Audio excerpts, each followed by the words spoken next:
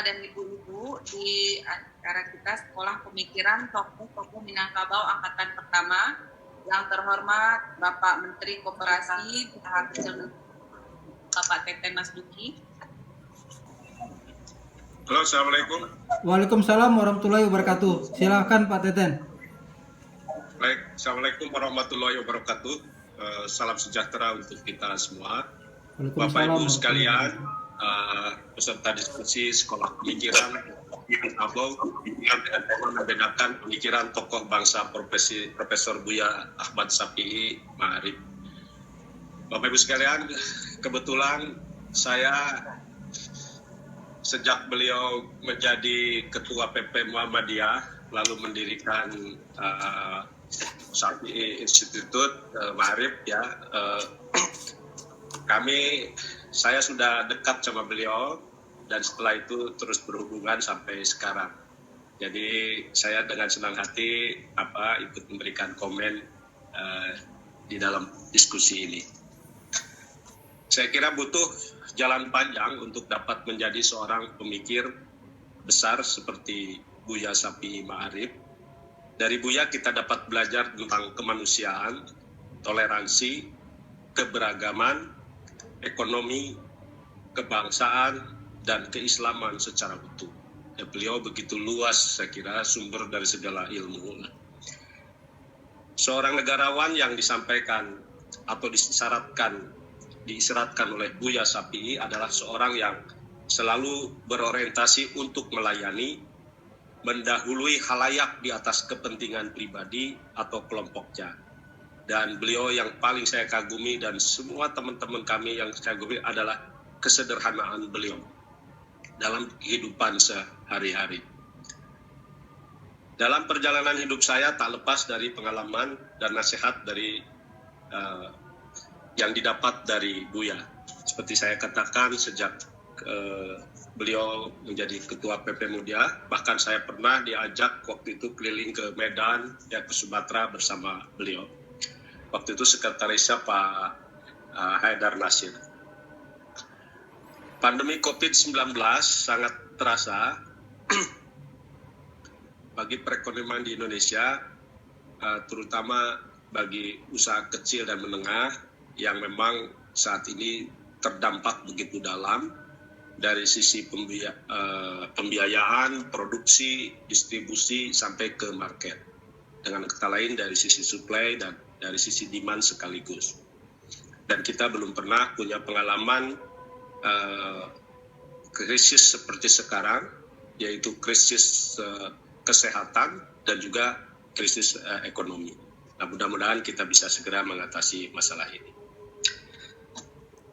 Selain kita perlu sekarang ini untuk bisa menghentikan penyebaran virus, ya, karena kita nggak mungkin bisa menghidupkan kegiatan ekonomi, kegiatan perkantoran, kegiatan sekolah, dan lain sebagainya yang membuat kemudian ekonomi terhenti kalau kita tidak bisa berhasil mengatasi virusnya. Kita sampai sekarang belum tahu kapan vaksin ditemukan, karena itu perlu saya kira kita kerjasama antara pemerintah dan masyarakat untuk disiplin menerapkan protokol COVID-19.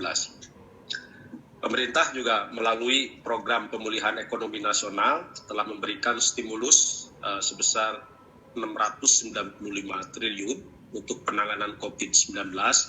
Sebagian besar diantaranya adalah untuk menyelamatkan UMKM dan koperasi. Saya diminta oleh Pak Presiden ya bersama tim komite di PEN untuk terus mengevaluasi program yang sudah bagus kita percepat, tapi kalau ada yang masih kurang, ya kita semua diminta untuk segera mengambil langkah-langkah baru. Karena itu nanti kalau ada masukan juga kami akan dengan senang hati. Kembali ke Buya, setahu saya menurut Buya, ekonomi Indonesia harus dikelola oleh usaha bersama rakyat, terutama terkait dengan sumber-sumber ekonomi yang menguasai hajat hidup orang banyak. Nah, saya kira dari sini jelas visi ekonomi dari seorang Buya Safi'i Ma'arif yang betul-betul beliau ingin menghadirkan keadilan ekonomi bagi masyarakat di Indonesia. Menurut saya, kelembagaan ekonomi rakyat yang paling pas itu adalah koperasi, sebagaimana rumusan Bung Hatta, terlebih dalam situasi krisis di COVID-19 ini. Namun faktanya memang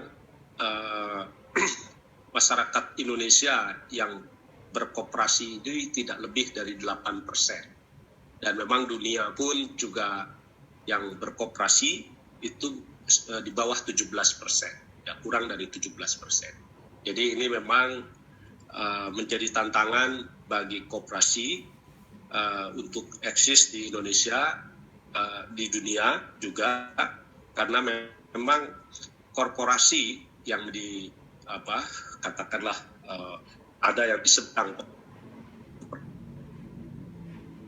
begitu cepat dan mengalami transformasi yang luar biasa.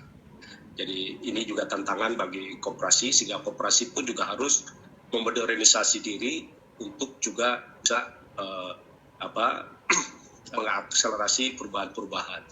Saya sekarang mengatakan kalau koperasi itu berjalan seperti beca, sementara korporasi berjalan seperti kereta cepat. Nah ini kalau kita tidak segera koperasinya juga dilecut untuk mereformasi diri juga, saya kira akan berat bagi masa depan kita.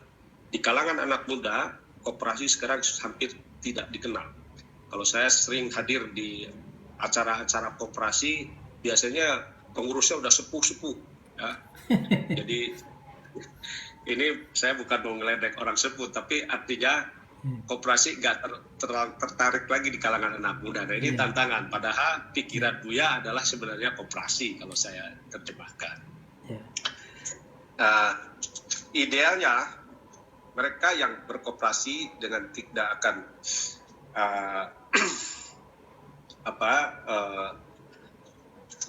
jadi dengan berkoperasi maka sebenarnya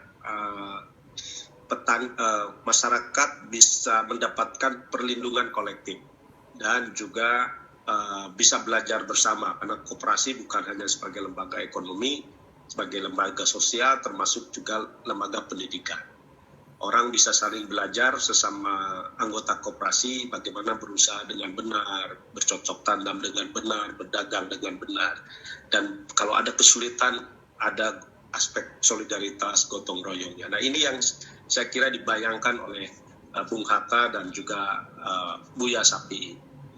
Karena itu sebabnya ya dalam kebijakan terkini kami punya lembaga pembiayaan dana bergulir LPDB yang sebelumnya bisa untuk macam-macam, sekarang kami arahkan 100% untuk koperasi.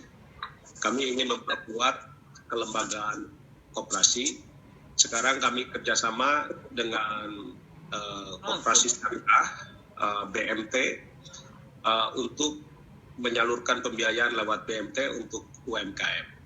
Nah, jadi kami sudah ada kerjasama yang cukup baik dan sudah kami laporkan ke Pak Presiden. Pak Presiden sangat setuju ke depan pembiayaan untuk UMKM itu disalurkan lewat koperasi, ya, sehingga nanti masyarakat UMKM yang berbisnis perorangan kecil-kecil bersatu berkelompok dalam koperasi dalam skala ekonomi. Disitulah nanti kekuatannya koperasi yang terdiri dari kumpulan UMKM yang kecil itu kemudian menjadi kekuatan ekonomi yang tidak kalah dengan korporasi. Nah ini yang saya kira tujuan kami, kenapa sekarang kami ingin menyalurkan pembiayaan untuk UMKM yang dari pemerintah itu lewat koperasi. Nah ini yang saya kira menjadi penting. Nah cita-cita kita ekonomi nasional itu tumbuh dengan adil dan merata. Hanya mungkin kita wujudnya ya kita wujudkan bila mana akumulasi ekonomi rakyat yang kecil-kecil itu terhimpun di koperasi. Ya ini yang tadi saya katakan. Kami juga sedang punya pilot project untuk mengembangkan koperasi pangan, ya, karena pangan itu adalah masalah yang sangat penting berkaitan dengan kemiskinan, kesejahteraan dan lain sebagainya. Nah, masalahnya saat ini para petani itu selain petani perorangan dengan tanah sempit, ini udah tidak bisa efisien lagi, ya, rata-rata udah di bawah 0,5 hektar. Nah, kami ingin konsolidasi sekaligus konsolidasi petani perorangan menjadi berkoperasi, konsolidasi lahan-lahan sempit dalam skala ekonomi, ya. Sehingga ini betul-betul nanti akan menjadi kekuatan koperasi pangan yang tangguh. Nah, mudah-mudahan ini kami sukses. Kami juga ingin mengajak berbagai pihak untuk segera membangun koperasi pangan. Kami kerjasama dengan Kementerian LHK, ATR, BPN, dan juga Kementerian BUMN dalam hal ini Perhutani. Nah, saya harap generasi muda juga khususnya yang terpelajar lah, ya, ini bisa meneladani anak-anak muda lain yang dengan sikap intelektual, kesederhanaan, kritis, dan juga saya kira berkepribadian humanis dari sosok cendekiawan dan guru bangsa Buya Sapi Ma'arif. Saya hanya ingin mengatakan bahwa Buya itu adalah tokoh yang sangat lengkap, sangat ideal. Beliau tokoh agama yang sangat santun, sangat sederhana. Beliau juga sebagai pemikir yang luas, ya. Beliau juga punya concern dengan kesejahteraan masyarakat, dengan pendidikan masyarakat, dengan kesehatan masyarakat. Ini adalah role model bagi kita semua. Karena itu jangan ragu bagi anak-anak muda, kita udah punya role model yang tepat, yaitu Buya Sapi. Itu saja mungkin yang ingin saya sampaikan. Mungkin saya tidak paham begitu detail tentang Buya, karena itu menjadi penting mungkin justru di sekolah pemikiran tokoh Minangkabau ini menggali lagi lebih dalam pikiran-pikiran, cita-cita dari seorang Buya Sapi. Saya terlalu hormat sama beliau, saya tidak mau melihat dari sisi kekurangannya. Saya hanya mengatakan Buya hampir tidak ada kekurangannya. Itu saja. Terima kasih. Wassalamualaikum warahmatullahi wabarakatuh. Waalaikumsalam warahmatullahi wabarakatuh. Terima kasih Pak Teten. Ya. Mohon maaf saya kena ada orang yang lain. Ya. Dan selanjutnya mungkin Pak Teten, nanti saya ada usulan Pak Teten, nanti saya sampaikan. Saya kebetulan ada rapat, tapi di peserta ini ada Pak Rijada Manik, staf khusus saya ikut. Nanti mungkin bisa ikut diskusi. Oke, siap. Kalau ada pesan, Pak Dede, Pak Dik, kapan-kapan kita ketemu Pak Dede ya. Ya, siap Pak. Siap sekali Kang. Ya. Terima kasih. Turun. Turun.